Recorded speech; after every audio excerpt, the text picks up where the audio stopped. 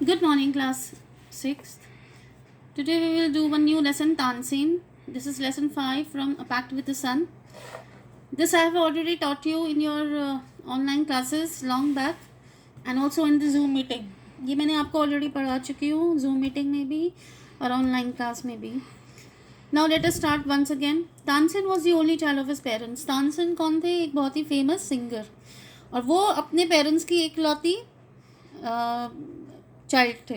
मतलब ना तो तानसेन का कोई सिस्टर थी ना ही कोई brother. Naughty but talented he imitated the calls of birds and animals perfectly.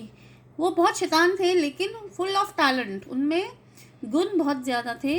क्या गुण था मेन? तो वो एक तो सिंगर बहुत अच्छे थे, दूसरा बर्ड्स और एनिमल्स की आवाज़ की वो एकदम हूबहू नकल कर सकते थे.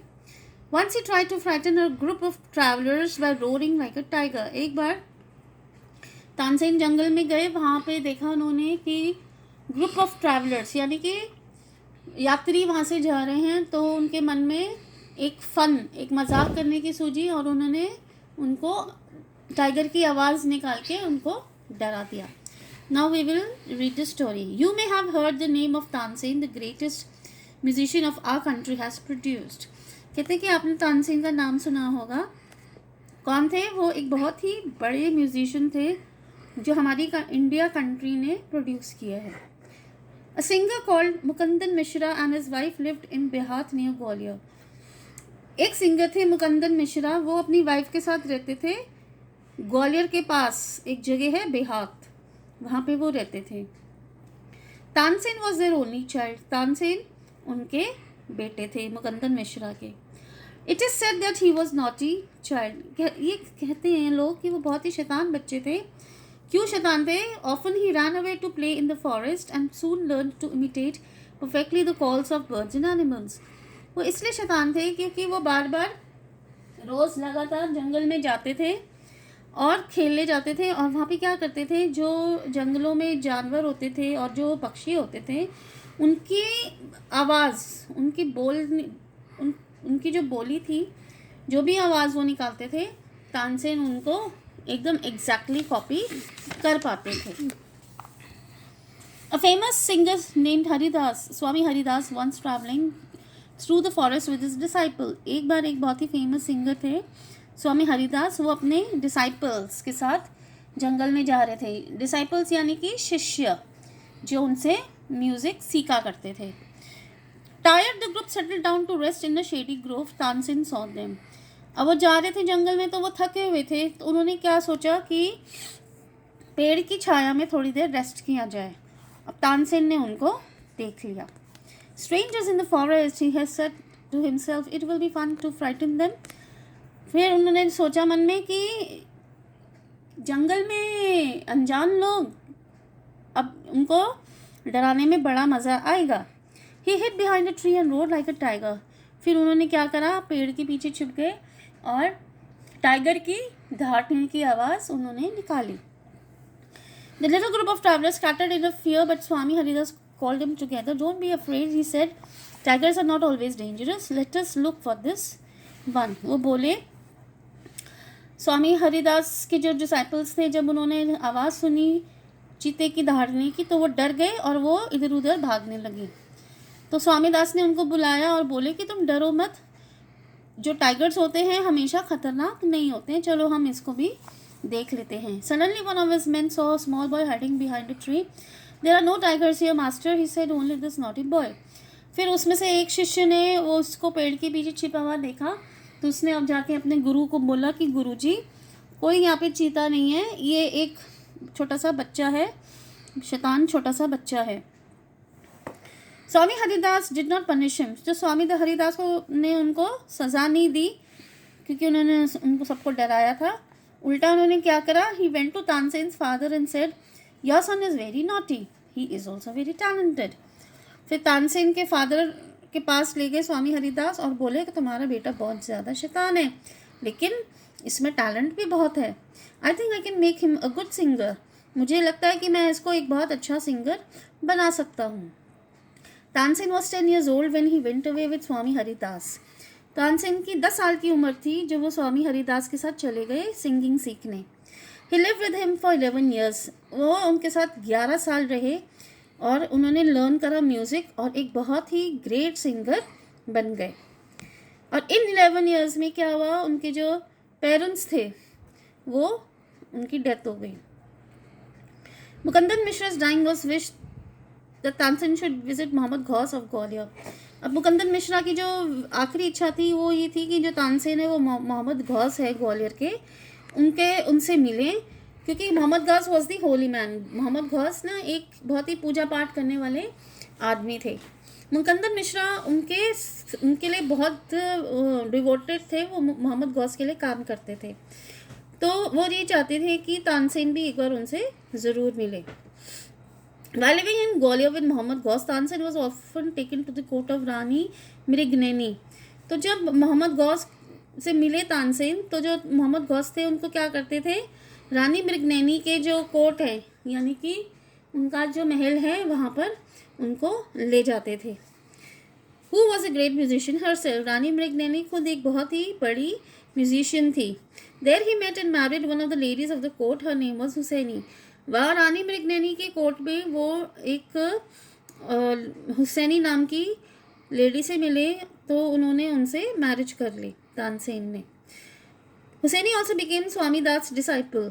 और जो हुसैनी थी वो भी स्वामी हरिदास की शिष्य बन गई और उनके दोनों के 5 बच्चे हुए, तानसेन और हुसैनी के, जो सारे गाना सीखते थे। Tansen had by this time became very famous। और इस टाइम तक तो तानसेन बहुत ही फेमस हो गए थे। Sometimes he sang for Emperor Akbar who was so impressed by him that he insisted Tansen should join his court।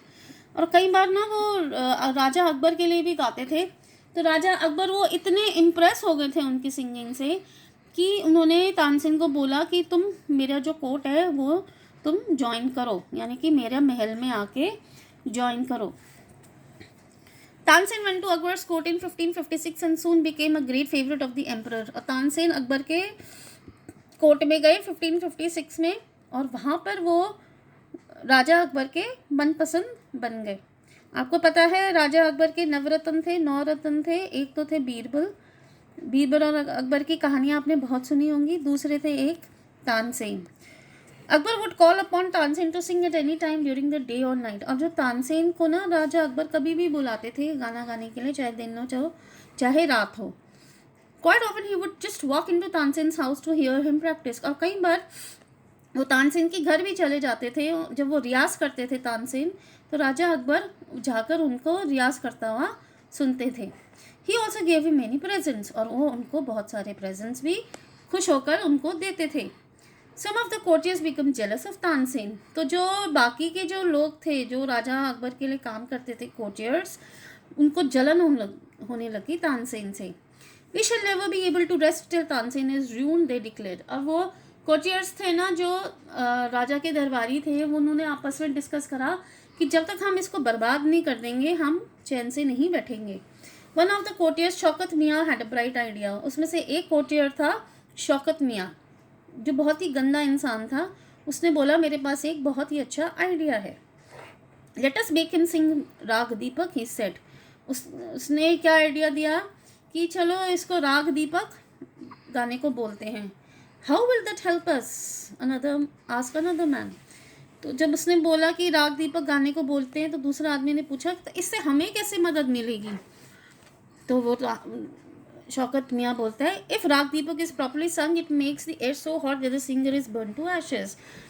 तो उसमें शौकत मियाँ कहता है कि अगर राग दीपक को ढंग से गाया जाए तो हवा जो है इतनी गर्म हो जाती है कि जो सिंगर है वो उससे राख बन जाएगा। Tansen is a very good singer. और तानसेन बहुत अच्छा सिंगर है, वो राग दीपक बहुत अच्छा गाएगा, तो वो जल के खाक हो जाएगा और हमारा उससे पीछा छूट जाएगा। If he sings Rag Deepak, he will die and we will be rid of him। Shaukat मियाँ went to Akbar and said, we don't think Tansen is a great singer। अब शौकत मियाँ अकबर के पास गया, राजा अकबर के पास, और उन्होंने तानसेन के बारे में उल्टा सीधा बोलना शुरू कर दिया कि राजा जी हमें नहीं लगता कि तानसेन एक बहुत अच्छा सिंगर है। Let us test him। चलो उसका इम्तिहान लेते हैं। Tell him to sing tell him to sing raag Deepak. कहते कि तानसेन को बोलो कि राग दीपक गाए। Only the greatest singers can sing it properly. कहते हैं कि सिर्फ जो बहुत ही अच्छे सिंगर्स होते हैं, बहुत बड़े सिंगर्स होते हैं, वो ही इसको राग को ढंग से गा सकते हैं। Of course he can sing it, Tansen can sing anything. तो अकबर बोला कि हाँ हाँ वो तो ज़रूर गा सकता है, तानसेन कुछ भी गा सकते हैं। अकबर से Tansen was afraid but could not disobey the king. फिर जब अकबर ने तानसेन को बोला तो उसको एक बार डर तो लगा, लेकिन उसने उसका कहना नहीं टाला। Very well my lord he said. कहते हैं ठीक है राजा जी मैं गाऊंगा, but give me some time to prepare myself. कहते हैं मुझे थोड़ी सी समय की ज़रूरत है तैयारी करने में। Tansen went home, he had never been more downcast and unhappy. Tansen ने हाँ तो बोल दिया कि मैं गाऊंगा, अब उसके मन में तो डर था कि मैं गाऊंगा तो जल के खाक हो जाऊंगा। अब वो बहुत ही ज़्यादा मतलब अनहैप्पी रहने लगा, खुश नहीं रहने लगा। I can sing the rag, he told his wife, but the heat it gives off will not only set the lamps alight, it will also burn me to ashes. कहते हैं मैं राग अपनी वाइफ को कहता है हुसैनी को कि मैं गा तो सकता हूँ, लेकिन मेरे गाने से सिर्फ लैम्प्स तो नहीं जलेंगे, साथ में मैं भी जल के राख हो जाऊंगा। Then he had an idea. अब तानसेन के मन में एक आइडिया आया। If someone sings rag Megh at the same time and sing it properly, it will bring rain. अब तानसेन के मन में ये आया कि अगर मेरे साथ ही मैं राग दीपक गाऊं और उसी टाइम ही कोई पर्सन अगर राग मेघ गाएगी या गाएगा तो उससे क्या होगा। मेघ क्या होता है? बारिश। उसी टाइम बारिश आ जाएगी तो इससे मैं जलने से बच जाऊंगा। Perhaps our daughter Saraswati and her friend Rupavati could do it, he said. कहते हैं कि मेरी जो बेटी सरस्वती है और उसकी जो फ्रेंड है रूपवती, वो इस राग मेघ को गा सकती हैं। He taught the two girls to sing राग मेघ. They practiced night and day for 2 weeks. फिर वो दोनों लड़कियां जो थी सरस्वती और रूपवती, उन्होंने 2 हफ्तों के लिए प्रैक्टिस करी राग मेघ गाने की, ताकि बारिश आए। You must wait till the lamps start burning and then you start singing. तो तानसेन ने बोला कि तुम तब गाना जब वहाँ के जो लैम्प्स हैं वो जलने लगें, यानी कि इसका मतलब है कि हीट स्टार्ट होगी है प्रोड्यूस होनी, तब भी तुम गाना, उससे पहले मत गाना। ये प्लान था तानसेन का। The legend goes that on the appointed day the whole town assembled to hear Tansen sing राग दीपक। और जो फिक्स्ड डे था, जिस दिन अपॉइंट हुआ था डे गाने का राग दीपक, उस दिन सारे जो टाउन था वहाँ पर आकर उसका राग दीपक सुनने के लिए बैठ गया। When he began to sing the air became warm. अब तानसेन ने जब गाना शुरू करा, राग दीपक गाना शुरू करा, जो वहाँ की तो हवा थी वो धीरे धीरे गर्म होती चली गई। Soon people in the audience were bathed in perspiration. अब जैसे तानसेन ने गाना शुरू करा और गर्मी शुरू हो गई तो वहाँ की जो ऑडियंस थी वो पसीने पसीने हो गई। The leaves on the tree dried. और जो पेड़ पे जो पत्ते थे वो सूखने लगे और ज़मीन पे गिरने लगे। As the music continued, birds fell dead because of the heat and the water in the rivers began to boil. अब देखो उसका जो राग उसने इतनी अच्छे से गाया राग दीपक, उससे क्या हुआ, जो ऑडियंस थी उनको पसीने आने लगे, जो पत्ते थे वो सूखने लगे, जो पक्षी थे वो मरने लगे गर्मी की वजह से, और जो नदियाँ थी वो बॉयल होने लगी, यानी कि उबलने लग गई। People cried out in terror as flames shot up out of the nowhere and lighted the lamps. अब इतनी गर्मी हो गई, जो लोग थे वो बहुत ही ज़्यादा परेशान हो गए, और राग जैसे जैसे आगे वो राग दीपक जैसे जैसे वो बढ़ाते जा रहे थे, उससे क्या हुआ, लैम्प्स जो थे वहाँ पे वो जल गए। अब उन्होंने वो तानसेन ने अपने बच्चों को यही बोला था कि जब लैम्प्स लाइट होंगे तभी तुम राग मेघ गाना। At once Saraswati and Rupvati began to sing Raag Megh. और जैसे ही वो लैम्प्स जले, सरस्वती और रूपवती ने राग मेघ गाना शुरू कर दिया। The sky clouded over and the rain came down. और जैसे ही उन्होंने शुरू करा गाना तो बादल घिर गए और बारिश आ गई। तानसेन वॉज सेव्ड, और इसी वजह से तानसेन की जान बच गई। The story goes that he was very ill after this. लेकिन ये हमें पता चला है कि इस इंसिडेंट के बाद तानसेन जो थे वो बहुत बीमार रहने लगे and Akbar was sorry that he had caused him so much suffering. और राजा अकबर को अपनी इस गलती का बहुत ही पछतावा हो रहा था और वो बहुत सॉरी फील कर रहे थे कि उन्होंने इतना उनको सफरिंग दी है।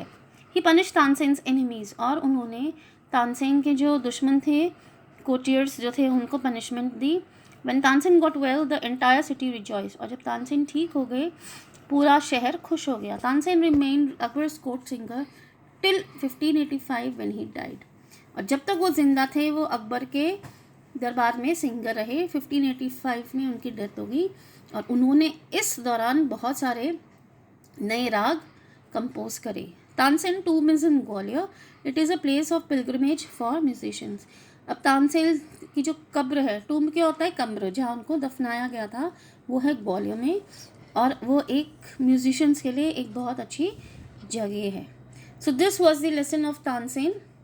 We will do question and answers, or you also try to find out the answers of these questions. Thank you.